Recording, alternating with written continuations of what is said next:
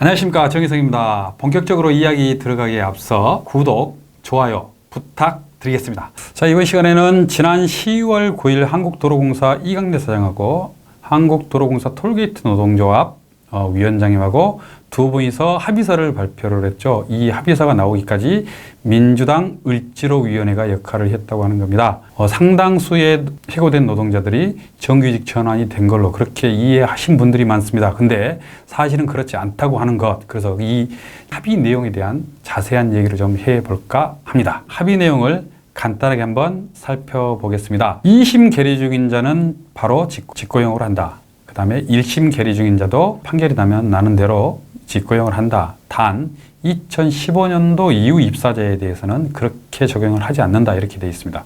그리고 임금 및 근로 조건에 관한 사항은 노사가 협의를 통해서 결정을 한다. 이렇게 되어 있습니다. 임금을 어떤 방식으로 어떻게 할 건지, 근무 형태를 어떻게 할 건지 이런 등등은 여전히 여지를 남겨놨다고 하는 거고요. 여기서 제가 얘기 드리는 숫자는 대략이라고 하는 것을 참조하셨으면 좋겠습니다. 전체 해고된 노동자들이 1,500명입니다. 한국노총, 민주노총.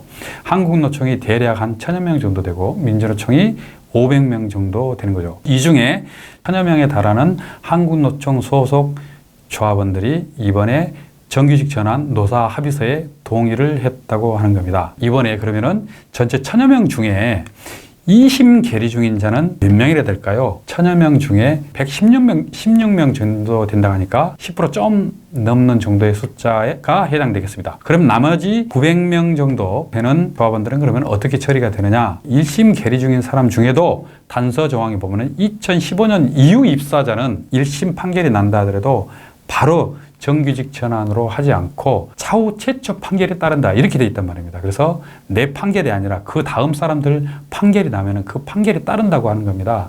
근데 2015년 이후 입사자가 몇 명이냐면은 자그마치 600명이 넘습니다. 그래서 이번에 전체 1심 판결이 나면은 다 고용으로 전환된다고 하는 것이 아니라고 하는 겁니다. 이게 상당히 중요한 사안입니다. 원래 대법원까지 300여 명 정도 되는 분들이 다 확정 판결을 받았죠. 정규직 지위에 있음이 확인된 거고 나머지 분들도 정규직 지위에 있으니까 전환해야 한다. 이게 대법원 판결의 핵심 내용입니다. 정규직 신분에 있으면 받아야 될 임금이 있는 것 아닙니까? 그 받아야 될 임금을 제대로 못 받은 거죠. 비정규직으로 있으면서. 그래서 여기에는 체불임금까지 같이 포함되어 있습니다. 이미 자회사로 전환되어 계신 분들은 직고용으로 가지 않고 자회사로 가겠다. 이걸 동의한 거고 여전히 체불임금 소송은 계속 진행 중에 있다고 하는 겁니다. 도로공사가 끝까지 개기는 이유가 거기에 있었던 것 같습니다. 이 모든 게 돈 때문입니다. 돈. 예. 그런데 이런 말도 안 된 내용을 누가 나서서 중재를 했습니까? 민주당 을지로위원회가 나서서 한 거죠.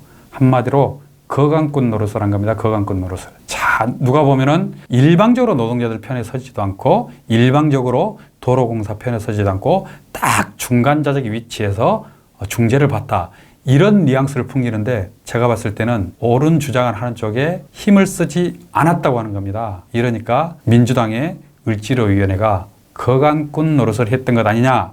이런 비판의 목소리를 들을 수밖에 없는 것입니다. 그리고 민주당은 집권 여당입니다. 중재 위치에 있는 것이 아니라 직접 이 문제를 해결할 당사자 위치에 있는 거죠. 따라서 민주당은 한국도로공사 이강래 사장을 이렇게 해라 저렇게 해라 라고 당론을 결정을 하고 이 당론을 통해서 문제 해결을 했어야 하는 건데 중재자의 역할을 자임하면서 복잡한 문제를 풀었던 매우 중요한 역할을 한 것처럼 보였단 말이죠. 그리고 합의안을 보니까 그마저도 사실상 누더기 형태로 결정한 것 아니냐 이렇게 봐집니다. 노동자들은 어쨌든 뭉쳐야 힘이 있는 것 아닙니까? 근데 이번 합의안이 결국은 한국노총, 민주노총 공동투쟁을 깨는 역할을 결정적으로 했다고 하는 겁니다.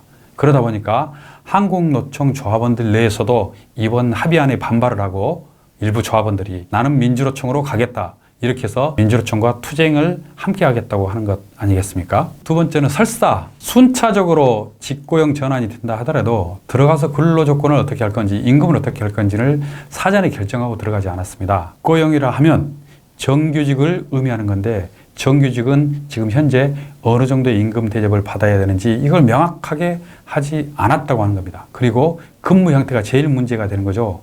수납 업무를 담당하시는 분들에게 수납 업무가 아닌 다른 업무 배치를 한다고 하는 것은 심각한 문제가 발생이 될 수 있습니다. 왜냐하면은 지금 수납 업무를 그동안 해왔던 분들 중에 장애인들이 상당수가 있습니다. 이분들에게 청소 업무라든가 기타 다른 업무를 한다고 하는 것은 결국은 나가라는 말과 다르지 않습니다. 근데 업무 형식을 어떻게 할 건지를 정확하게 정해지지 않고 원래 했던 수납 업무로 복귀하지 않고 다른 업무를 배치한다고 하는 것, 문제가 있다고 하는 거죠. 그래서 사전에 미리 근로조건에 관한 사항을 결정하지 않고 들어갔다는 것도 제가 봤을 때는 문제가 있어 보입니다.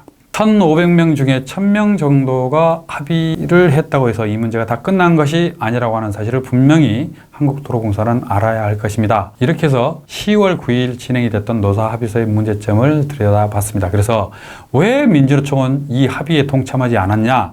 이렇게 볼 문제가 아니라 합의서가 잘못됐다고 하는 것을 알았다고 하시면은 지금 끝까지 남아서 투쟁을 벌이고 있는 민주노총 조합원들에게 뜨거운 지지연대 박수를 보내줘야 할 것 같습니다. 자, 이상으로 정혜성의 노동TV 마치겠습니다. 감사합니다.